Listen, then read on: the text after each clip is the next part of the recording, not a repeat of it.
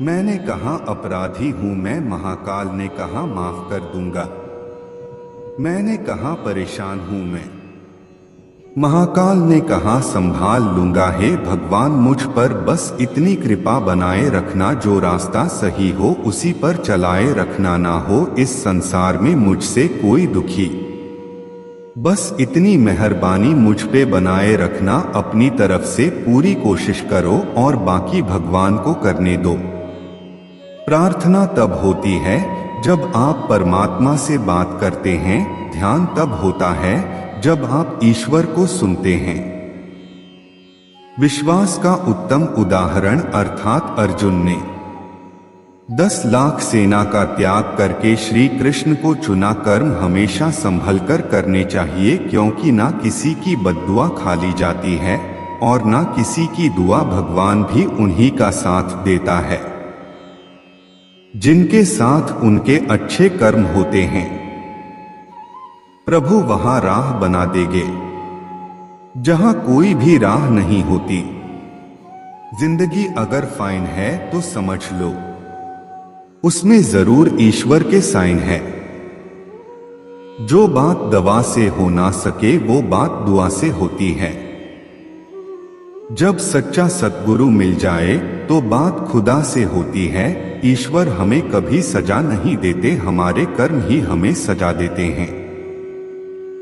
इतनी शक्ति हमें देना दाता, मन का विश्वास कमजोर होना।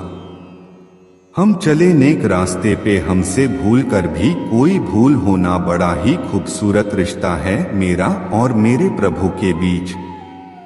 ज्यादा मैं कभी मांगता नहीं और कम वो कभी देता नहीं। मन को निराश न कर, बस महादेव पर तू विश्वास कर। हर पल साथ है महादेव, इस बात का एहसास कर।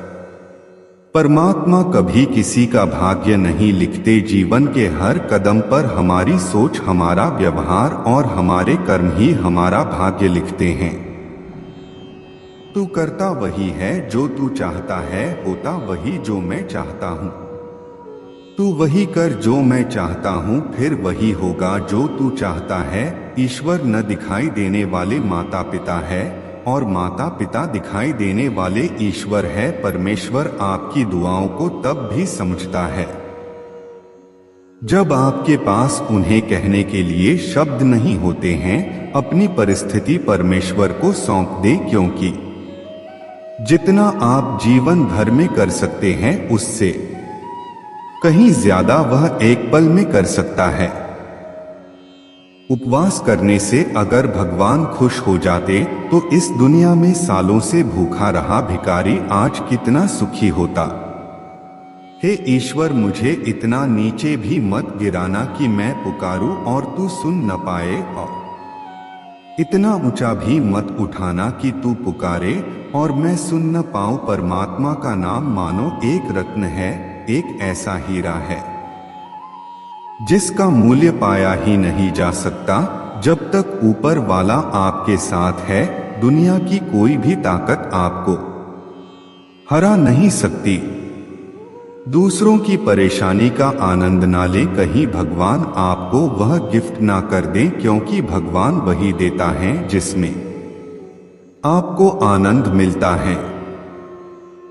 कभी कभी तो हम कहते हैं कि कोई हमारे साथ नहीं है, लेकिन सच तो यह है कि हम ये बात भूल जाते हैं कि हमारे साथ कोई हो या नहीं, लेकिन ईश्वर हमारे साथ होते हैं।